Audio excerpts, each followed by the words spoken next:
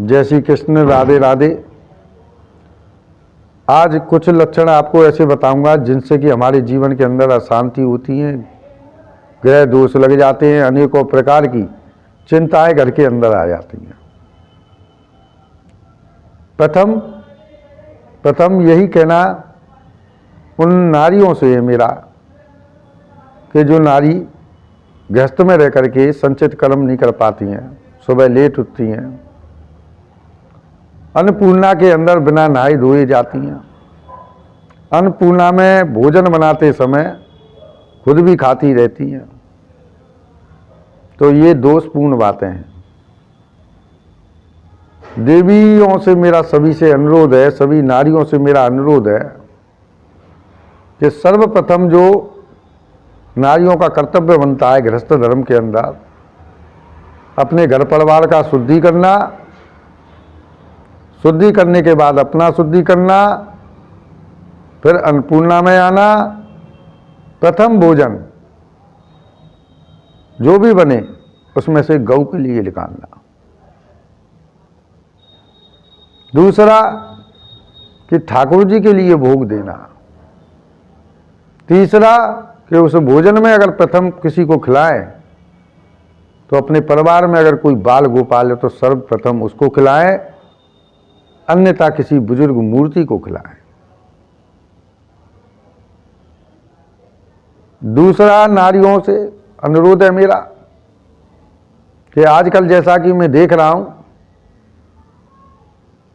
कि सुबह भोजन बनाया, दोपहर तक महापूर्ण हो गया, शाम को जो भोजन बनाती हैं तो कुछ गुदा हुआ आटा बच जाता है और उस आटे को किसी ठंडे स्थान पर रख देती हैं, जैसे कि आज की भाषा में फ्रीज बोल देते हैं।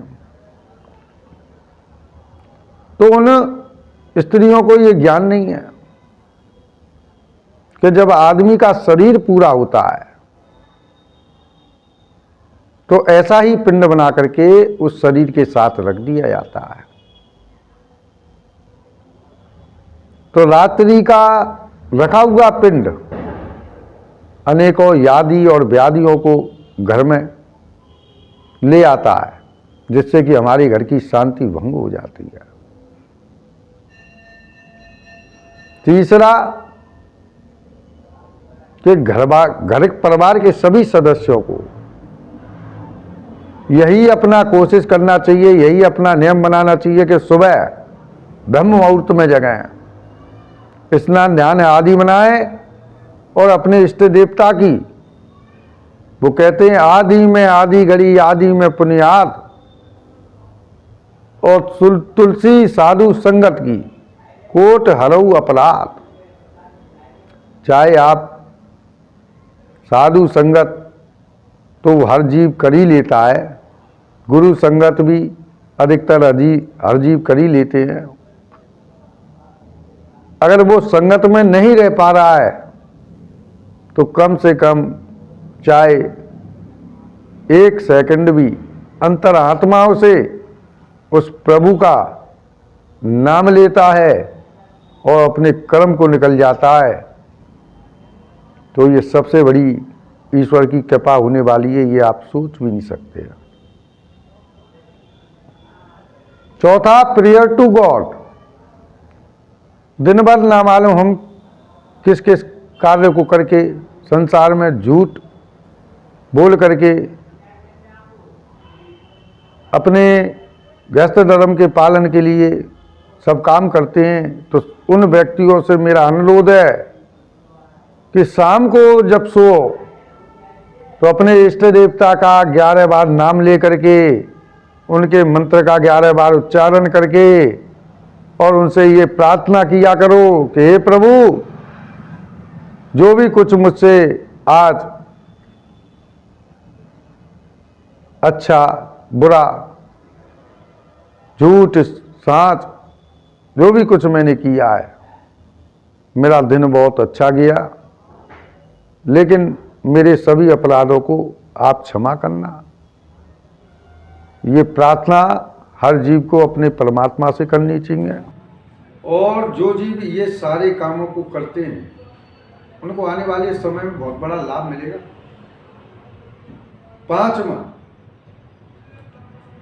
कि अगर परिवार में बुजुर्ग और माता पिता हैं तो जब सुबह किसी कार्य से अपने निकल रहे हो तो उनके चरण स्पर्श करके सोएं।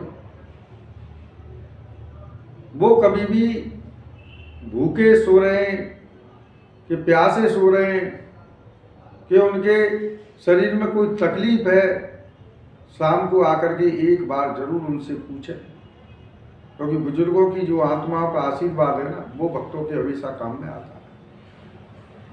तो कोई भी घर में अगर बुजुर्ग बैठा हुआ है तो वो किसी प्रकार से परिवार के अंदर दुखी ना हो।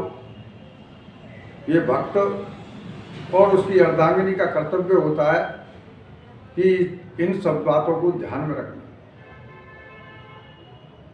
पांचवा, ये सबसे बड़ा लक्षण तो हो ही गया।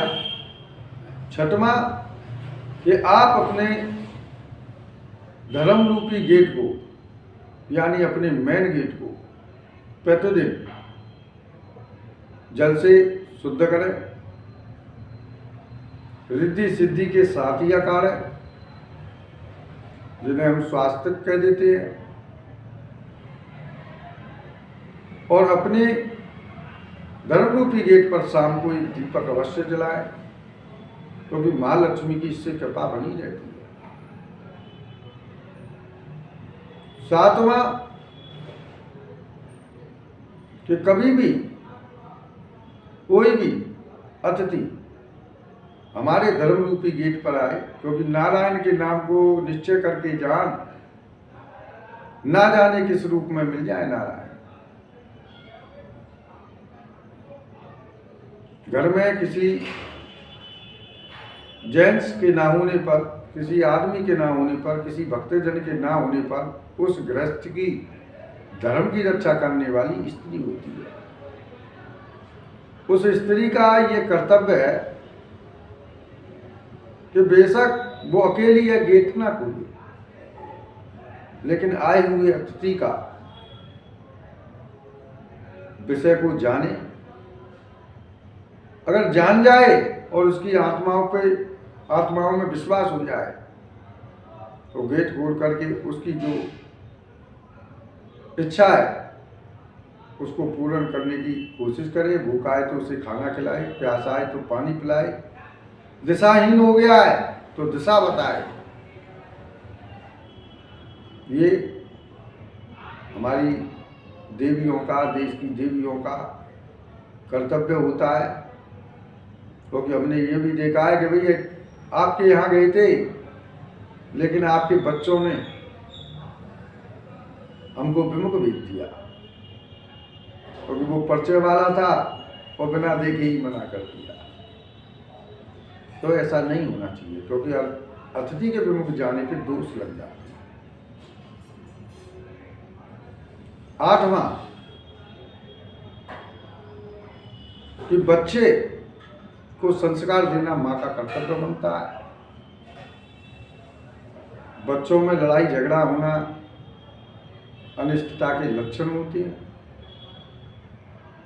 घर में शांति बनाए रखना एक स्त्री का धर्म बनता है। सात ननद की सेवा करना स्त्री का धर्म होता है, क्योंकि सास ससुर और पति की पूजा, इससे नहीं है कोई धर्म है पूजा। कहते हैं राष्ट्रपति, उसके पीछे क्या लगा हुआ है? पति, राष्ट्रपति। इसका अर्थात कि उसके पत्नी ने ऐसे संचित कर्म किए हैं कि वो आज राष्ट्र का पति कहला रहा है। तो इसलिए अपने स्वामी को बढ़ाने में, अपने परिवार को बढ़ाने में जो क्षमता हमारी देश की नारियां रखती हैं, वो क्षमता किसी और के अंदर नहीं होती है, चाहे परिवार में कितने भी सदस्य क्यों ना रहते हो। तो मेरा ये देश की सभी देवियों से अनुरोध है, भक्तानियों से अनुरोध है, और भक्तों से भी अनुरोध है कि इन लक्षणों को अपने अंदर धारण रखें। 9वें लक्षण में मैं भक्तों से कहना चाहूँगा, अपने बच्चों को, अपनी अर्धांगिनी को जितना हो सके अपना कार्य करके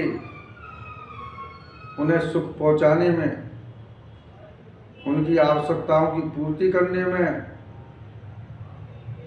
सक्षम बने रहो, जिससे कि उन्हें किसी प्रकार का ऐसा महसूस ना होने पाए कि हम किसी भी चीज़ से कल्पित हैं।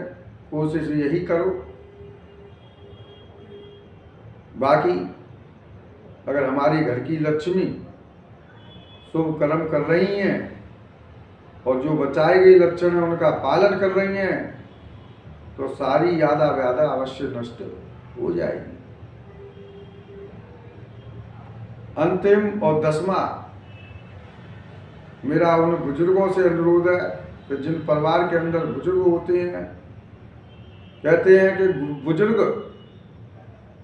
अगर तपस्या कर जाएं, अपनी भक्ति कर जाएं, तो नाती पोते हमेशा उसका फल भोगते हैं।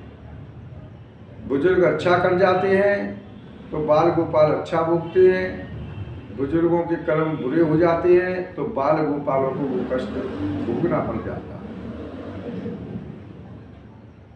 तो जितना भी हो सके वो जो भी भजन कर रहे हैं उसमें 5 मिनट और अपनी तरफ से बढ़ा दें, क्योंकि ना राम का ही नाम सत्य है, अंत समय में भी राम नाम सत्य है। जब राम का ही नाम सत्य है तो उस राम का नाम जो है हम पहले क्यों ना भज लें। तो जितना भी हो सके अपने इष्ट देवता का भजन करें, सुमिरन करें और ये आशीर्वाद और प्रार्थना करें कि हे प्रभु हमारे बच्चों पर कृपा बनाए रखना, और अपने सभी बच्चों के प्रति सम दृष्टि रखें। अगर दृष्टियों में परिवर्तन हो गया बुजुर्गों की में कि बड़ा अच्छा कि छोटा बुरा, कि छोटा अच्छा कि बड़ा बुरा, तो ये समझ लो कि उस परिवार के अंदर कोई ना कोई कष्ट आ ही जाएगा, क्योंकि आपके आशीर्वाद की बच्चों को बहुत जरूरत है। बुजुर्गों का आशीर्वाद हमेशा बाल गोपाल को फलता है, और जब फलता है तो इस प्रकार से फलता है कि वो एकदम ऐसे खिल जाती है जैसे कीचड़ में कमल। इन्हीं शब्दों को कह करके मैं अपनी वाणी को विराम देता हूँ। लेकिन इन 10 लक्षणों को जो परिवार धारण करेगा, निश्चय कह देता हूँ, उस परिवार के अंदर किसी प्रकार की कोई कमी नहीं आएगी, चाहे वो लक्ष्मी हो, चाहे किसी भी प्रकार की खुशियाँ। जय श्री कृष्ण। राधे।